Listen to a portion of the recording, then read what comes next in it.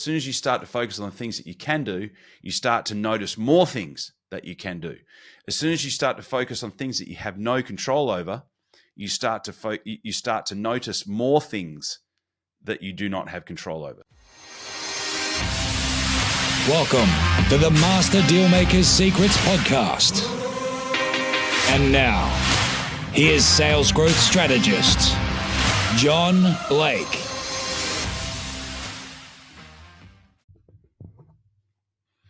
Welcome to Master Dealmaker Secrets. I'm John Blake. This is episode 211. And today we're going to talk about 3 ways that you can smash yourself out of a sales rut, even if your leads that you are receiving are either a lot less than what they normally are, or if they aren't particularly good. But before we do that, if you have got leads, speaking of leads, that you've spoken to, that you've made an offer to, that haven't converted into an actual paying client yet, I want you to go over to johnblakeaudio.com. What you will get is the exact system that I work with my clients on installing that helps them to double sales with the ones that don't convert straight away. The ones that most people, in fact, about half of salespeople, the data tells us, give up after about 1 or 2 follow-ups. This is how to follow them up for 90 days. It will help you to double sales with those people. This is a huge hole in most businesses' bucket. This is exactly what to do. The biggest question I get is, how often do I ring? What do I say? What do I send them when I email them? How do I follow them up? This is exactly how to do it. It's at johnblakeaudio.com. You'll get a 15-minute audio that walks you through the exact strategy. Plus, you will get a PDF that has the exact word-for-word scripts, what to say when you call, what to write in your emails, just cut and paste. And you can do it. You can do it yourself, or you get someone else to do it, teach them how to do it, send them the audio, get them to do it, and it'll be a system that will work forever.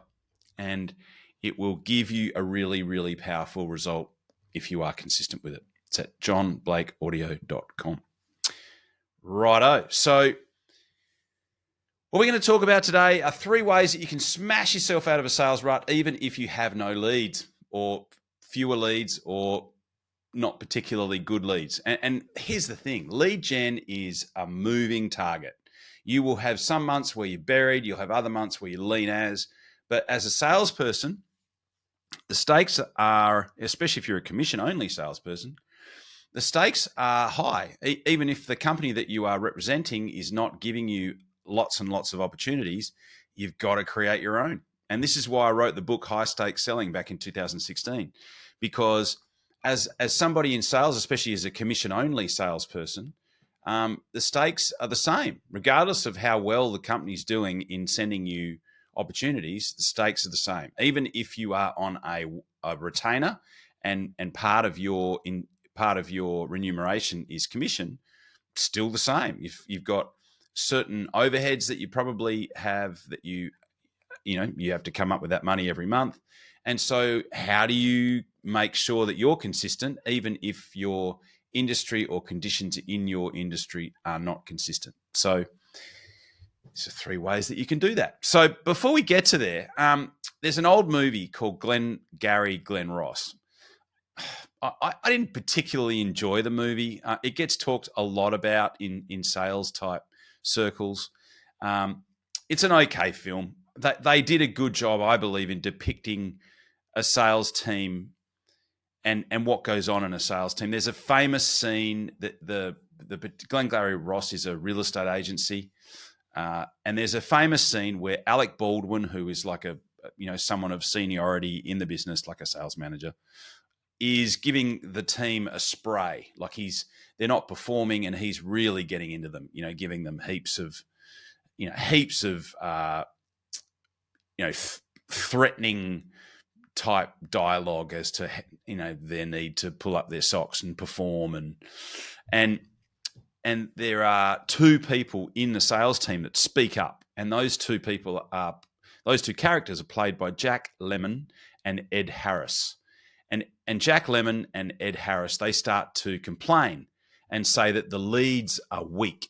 It's a very famous line from this film. The leads are weak. The leads are terrible. The leads are not working.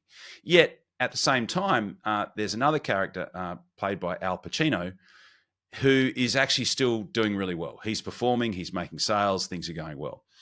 And so the reason that I say that they did a good job depicting a sales team is that I have seen this play out over the last 21 years as a sales coach, sales strategist, sales trainer. I've seen this play out. And what's interesting is that I've also been the complaining person. I've been in sales teams where I've been the one complaining. And the thing is that the insidious thing about blaming external factors in sales is the instant powerlessness it creates in your mind, effectively making you a victim. It switches off responsibility. As soon as you start to blame your circumstances on external conditions, you immediately switch off the responsibility part of your brain and you become a victim, whether you like it or not. And the reason I know this, again, I'm talking about something that I have done. I'll admit it. So how do you fix it? So what I'm going to do today is I want to give you 3 things that you can do. So the first thing is to focus on what you can control. Focus on what you can control. There are a big list of things that you can't control, and there are a big list of things that you can control. And the list of things that you can't control include the things that, so you might have a list of, you might have something on the list of things that you can control. And one of those things could be, well, I could just complain more, right? I could complain more to the company and then, so I can control that. Well, you can potentially voice some concerns, but at the end of the day, the company that you're working for is probably doing as best a job that they possibly can. So it is probably something that sits on your list of things that you cannot control. So you need to focus on what you can control. Put your focus on what you can control. What you focus on expands, right? And when you start to work on the things that you can do, other opportunities pop up as a result of that. As soon as you start to focus on the things that you can do, you start to notice more things that you can do. As soon as you start to focus on things that you have no control over, you start to notice more things that you do not have control over. So I hope I've made that point. So rather than complaining about the company marketing, you have no control over that, and it will take you nowhere good. Okay, so I've made that point. So the second thing is make a list of things that you can do, right? There are always things that you can do. I'm going to give you some. First one, and this is what I talked about at the beginning of today, is available at John Blake Audio, which is my follow-up process. This is perfect for speaking to people that have inquired but have not bought, or people that inquired that you made an offer to that have not bought. What we know is that in between someone inquiring about a product or service and buying, 50% of people will buy within the first 2 years, but only on average 20 to 25% will buy in the first 90 days. So there's a bunch of people that have inquired that haven't bought, but they're going to buy from someone. And if you're the one that follows up with them, you will be that person that they buy from. Now, what I would also encourage you to do, because you're going to have a massive list of those people, I would separate them into category A, category B, and category C. Category A are the ones that, based on what you know, the ones that are most likely to buy. So ring them first, right? Then ring the Bs, then ring the Cs. Now, the ones in category A, out of every 10 of those people that you contact, 2 or 3 people might buy. They might be ready. Out of the Bs that you contact, out of every 20 that you ring, you might only find 1 that's interested in still buying. Of the Cs, out of every 20 that you ring, there might be none, but you might need to ring 40 people to find 1 person. But I can tell you that doing that is way better than just sitting there focused on stuff that you cannot control. That will create a lot more opportunity than just sitting there going, well, I've done everything that I can. It's everyone else's fault. So make that list, ring those people, category them A, most likely, B, second most likely, C, third most likely. So that's one thing you can do. The second thing you can do is ring the list of buyers. So you have had people that have bought from you. You have had people that thought that you were amazing. In fact, most people that bought from you probably thought you were pretty cool. Otherwise, they wouldn't have bought from you. So ring the people that had a great experience with you and say this to them. How are you going? How's it all working? How's it, how have you found the process so far? They're going to say, yeah, it's great. It's all working great. Things, you were fantastic. I really appreciated the help you did. And you can say, look, that's awesome. I'm so happy that it's all worked out well. Who do you know that we might be able to help in the same way that we helped you? Right? Use that exact language. And then you can make this even more powerful by describing your ideal buyer. So, well, look, our ideal buyer is very similar to you. So someone who is, similar age to you, has a family, is a working professional, someone that's got, that's got this problem, or this problem. They're the ideal people. Who do you know that fits into that category? Now, if you ask three people that, one of those people can probably give you two or three names. And if you do that systematically, you go back and talk to all of the people that have bought, you are going to get some referrals. There are some people that you can call and you can make a difference with. If you start to ask all of your buyers who they know that you might be able to help in the same way that you've helped them, you can turn, if you get, for every 3 leads that you get, you can create another 3. So you can double the amount of leads just by doing that.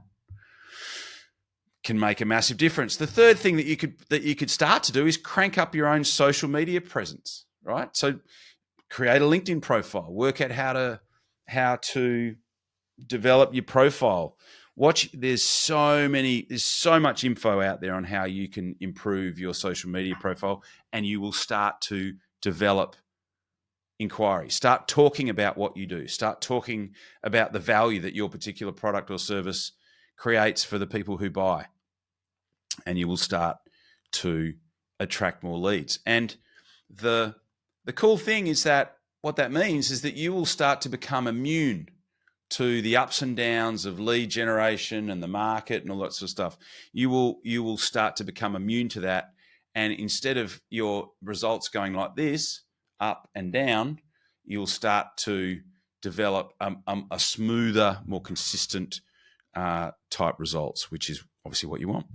And then the third thing is take action on your list. Take action on your list. And you could get to a point where, hey, if I get a lead from the company, I'm just going to take that as a bonus.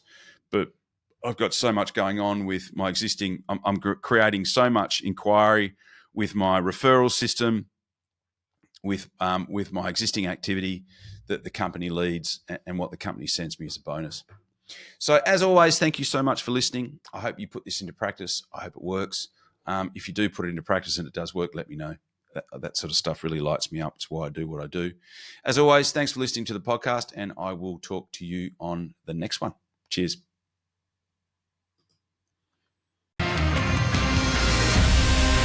You've been listening to Master Dealmaker Secrets with John Blake. Subscribe to get more in-depth strategies and maximize your sales process with new episodes every other week. And double your inquiry to sale conversion with the lead flow you already have. Go to johnblakeaudio.com for his exclusive, free, no-fluff audio training and companion PDF guide.